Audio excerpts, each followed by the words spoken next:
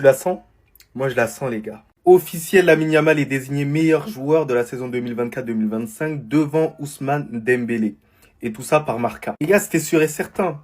Vous voyez, c'est ça la différence. Pendant que les journalistes français, pendant que certains même français citoyens, ils sont là à défendre Lamine Yamal, bah les Espagnols, ils sont soudés. Nous, le problème, malgré que c'est notre joueur qui mérite le plus, on est là à l'arça d'autres personnes. C'est ça le problème. En fait, on n'aime pas la réussite de l'autre. Et on est en train de réitérer la même chose qui s'est passée autrefois avec Franck Ribéry. Avec l'appui de plus de Français et beaucoup plus de hype, Franck Ribéry, il aurait eu son ballon d'or. Là, moi, je vous dis un truc, hein.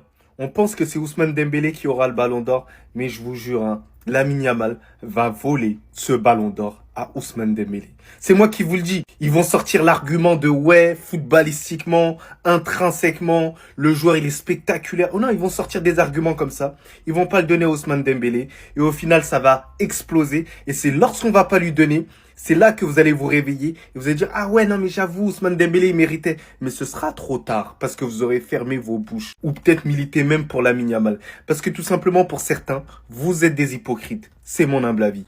On dit Lamine Yamal a pris meilleur joueur de la saison. Aïe! Mais si ce n'est pas Lamine, ça pouvait être qui? Si ce n'est pas Lamine qui devait prendre meilleur joueur de la saison, ça devait être qui? Bon, ça pouvait être soit Rafinha, ou bien Pedri, ou bien Lewandowski. Mais en tout cas, le meilleur joueur devait venir du Barça. Ça ne m'étonne pas. Donc, afin des ballons d'or, vous savez à qui vous devez donner le ballon d'or. Il ne faut pas s'énerver. Nous, on n'a pas envie de s'énerver. On ne veut pas s'énerver. Ballon d'or, vous savez à qui vous devez donner le ballon d'or. Lamine a pris meilleur joueur de la saison. Et puis, il a tout pris. Donc, ballon d'or. On dit donner à César ce qui appartient à César. C'est ça, non? César, donner à César ce qui appartient. Bon, ok. Soit c'est Lamine Yamal, soit c'est Rafinha. Le ballon d'or doit venir. Ça doit être barcelonais.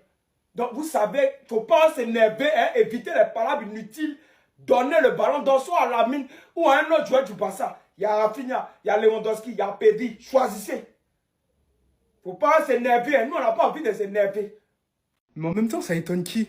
Ça étonne qui? J'ai rarement vu des médias moins objectifs que les médias espagnols. Marca a désigné Lamine Yamal comme meilleur joueur de la saison 2024-2025 devant Ousmane Dembélé. Mais au moins, les Espagnols, ils ont une chose qu'on n'a pas, la solidarité. Pendant que les Français, certains Français, pseudo-journalistes français sont en train de crier que Ousmane Dembélé ne mérite pas le ballon d'or, il ne mérite pas le meilleur joueur de la saison, eux, ils ont une propagande claire et établie. Et c'est comme ça que Lamine Yamal pourra peut-être passer devant Ousmane Dembélé dans la hiérarchie. Qu'en Espagne, il n'y a qu'une seule propagande. La seule propagande, c'est Lamine Yamal. Vous n'allez pas entendre dire parler d'Hakimi, vous n'allez pas les entendre parler de Vitinha, vous n'allez pas les entendre parler de Rafinha, etc.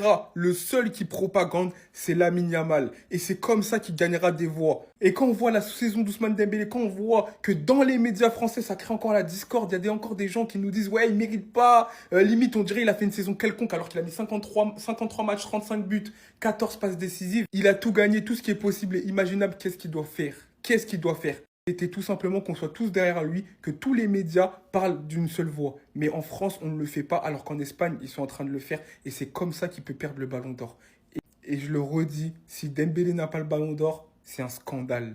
C'est un scandale. Non, dites-moi que c'est une blague. Même sans faire exprès, il fait parler de lui. Je tiens déjà à vous informer que notre cher Hendrik est actuellement à sa lune de miel avec sa femme. Comme vous pouvez le voir, ils sont partis en Asie pour profiter du beau temps en tant que jeunes mariés. Et au même moment, on apprend que le Real Madrid ouvre la porte à un prêt d'Hendrik. Et on nous précise que même Carlo Ancelotti l'avait prévenu. Ils disent Carlo Ancelotti lui avait recommandé de partir à la recherche de temps de jeu avant le mondial des clubs. Mais le Brésilien veut rester. L'attaquant de 18 ans s'appuie notamment sur l'exemple de Vinicius pour justifier sa décision. Donc là, il utilise le cas de Vinicius pour justifier. Non, mais attends. Mon ami, là, il y a Gonzalo Garcia. En plus, vu que toi, t'as déjà d'autres responsabilités, nous, on a que des célibataires dans l'équipe. Il y a même le boss des célibataires qui a récupéré le numéro 10. Donc, va-t'en, mon ami, va chercher du temps de jeu. Et pour revenir sur Lamine Yamal, les amis, dites-vous que le média Marca l'a désigné comme étant le meilleur joueur de la saison 2024-2025. Toute compétition confondue, je le précise, devant Ousmane Dembélé. Est-ce que ça choque quelqu'un? Je vous ai dit, les Espagnols, ils vont pas lâcher l'affaire. Tant que Lamine Yamal n'a pas remporté ce ballon d'or là, ils vont rien lâcher. Ça, pour moi, c'est de la pure propagande pour le ballon d'or. Après, j'ai envie de dire, c'est pas non plus volé. Lamine Yamal le mérite, Ousmane Dembélé aussi le mérite.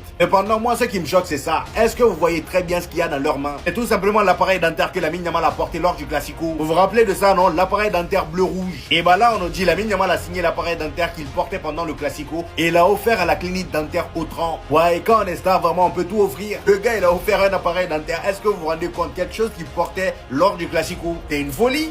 Jules Koundé pour 80 millions à Manchester City. Est-ce que ça parle à quelqu'un? C'est clairement le latéral ultime pour le Barça. J'ai rarement vu des joueurs aussi athlètes que lui, aussi endurants. C'est le joueur qui a joué le plus de minutes au Barça. Et ça veut le faire partir à Manchester City pour 80 millions seulement. Les gars, s'il vous plaît. Après, il y a quelqu'un qui a expliqué son choix de le vendre pour 80 millions. C'est d'aller faire péter la clause de Dumfries à 25 et de faire une marge de 55 millions. C'était ça son plan. Le plan, il tient la route, parce que peut-être que Dumfries il sera capable de faire ce que Koundé fait, mais par respect pour le joueur, c'est un truc qu'on ne se permettra pas de faire. Pour libérer la masse salariale, le club travaille déjà. On a normalement Pau Victor qui va se diriger vers Braga pour un montant de 15 millions, dont 3 millions qui seront en bonus. On a déjà le départ de Pablo Torre à Majorque. Je le rappelle, pour Pablo Torre, il y a une clause de rachat. Et pour Pau Victor, ils sont en train de négocier la même chose. Sans parler qu'il faut encore dégager Romeu, Ter Stegen et Peña. Le club, il travaille. Mais ça va se libérer. Il n'aurait pas signé Marcus Rashford si c'était pas bon pour l'enregistrer. Donc je le répète, City, Jules Koundé n'est pas à vendre, mais allez prendre Dumfries au pire. Pourquoi vous nous cassez la tête à nous? Comment expliquer aux gens, surtout aux Madrilènes, bon peut-être quelques Parisiens aussi, qu'un journal pro-madrilène a élu Lamine Yamal meilleur joueur de la saison, alors que ces mêmes-là déclarent qu'il va partir en vrille. Alors le jour où ils vont voir cette story où il a eu un bisou, aïe aïe aïe aïe aïe, quand tu vois ces stats rien qu'en dribble. S'il y a Messi qui n'existe pas, c'est le meilleur dribbleur all-time sur une saison à 17 ans. Meilleur passeur à 17 ans. En Liga. Déjà meilleur passeur à l'Euro. Fini 8e au Ballon d'Or. Trophée Copa et j'en passe. Golden Boy aussi. Le jour où il a sa finition dans la poche, les gars, à moins de 20 ans, c'est fini pour vous. Cette saison, 17 ans encore, il devient le joueur des moins de 17 ans le plus décisif all-time. Le plus jeune à gagner un trophée. Le plus jeune à marquer en Liga, etc. Bref, tous les records, on sait déjà. Les Madrilènes ont voulu l'attaquer toute la saison. Chicote. Au pena toloba pena mi sokoto fiama pena deux fois pena vous avez pris pour beaucoup. Tout en climatisant le Bernabéu qui est devenu son nouveau stade, sa nouvelle propriété. Puis il a montré à l'Europe en fait. Tout le monde est unanime. T'as jamais vu ça? Même si Dembélé a fait la saison extraordinaire qu'il a fait, tout le monde, les légendes, les anciens, ils disent que ouais c'est Lamine le meilleur. On verra à la fin qui va gagner le BO. Quand tu vois qu'il fait ça à son âge, qui a déjà fait ça à son âge, personne. Donc quand Noah Lutzi, il dit qu'il est plus fort que Pelé, je pose la télécommande. Les gars, le bon soupçon c'est important, mais pour moi je suis désolé, Ter Stegen il a fait exprès de préciser qu'il sera indisponible que 3 mois, sachant qu'il sait très bien que le club peut utiliser 80% de son salaire s'il est indisponible 4 mois. Attendez, bougez pas, je vous explique. Marc-André Ter Stegen manquera 3 mois de compétition suite à son opération au dos. Il a posté un message « Je porte les couleurs et le maillot du FC Barcelone avec une grande fierté que ce soit sur le terrain ou en dehors, dans les moments de succès comme dans les moments difficiles. Aujourd'hui est un jour difficile pour moi, personnellement. Physiquement et sportivement, je me sens en très bonne forme, même si malheureusement, je ne suis pas sans douleur. Après d'intenses discussions avec l'équipe médicale du FC Barcelone et des experts externes, la solution la plus rapide et la plus sûre pour un rétablissement complet est une opération au dos. Avec ma dernière opération au dos, je suis retourné sur le terrain après 66 jours, soit presque 2 mois. Cette fois, les médecins estiment qu'il faudra environ 3 mois par précaution pour être en sécurité. Je vous tiendrai au courant de mon rétablissement et je tiens à vous remercier sincèrement, chers supporters du Barça, d'être toujours à mes côtés. On souhaite un très bon rétablissement à Ter Stegen. Je ne peux pas le prouver, les gars, mais je vous garantis que c'est fait exprès. Parce que je ne vois pas l'utilité qu'un joueur qui va être 3e gardien nous explique qu'il sera disponible dans 3 mois, alors qu'il connaît très bien l'état financier du club. Enfin bref, sinon vous les gars, vous en pensez quoi? Rano, sans se la passer, on s'ennuie.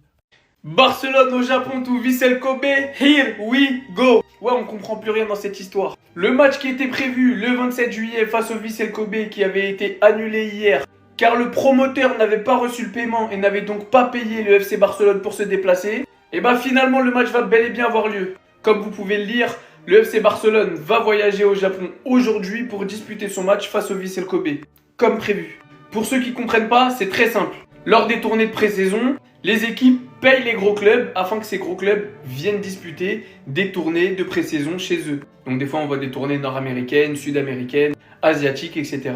Et là beaucoup avaient mal compris, mais c'est pas du tout que le FC Barcelone n'a pas de tal, c'est tout simplement que le Vissel Kobe du coup n'avait pas payé et tenu son engagement du contrat, le FC Barcelone. Finalement Rakuten, l'ancien sponsor du FC Barcelone, a décidé de prendre les choses en main et de rattraper le coup. Hier, le Rakuten, du coup, a payé le FC Barcelone, comme vous pouvez le voir, la totalité. Ce qui fait que le FC Barcelone disputera bel et bien ses 3 matchs de pré-saison en Asie, le premier au Japon face au Vissel Kobe et les 2 autres face à Séoul et Daegu en Corée du Sud. Si vous voulez suivre les matchs, rien de plus simple. Avant chaque match du FC Barcelone cette saison, que ce soit de pré-saison, de Ligue des Champions, de championnat, de Copa, je vous mettrai tout simplement un lien sur la petite application jaune que vous connaissez très bien avec un fantôme. C'est juste là, Ben Baker avec 3 U. Donc si vous voulez rien rater, vous savez comment faire.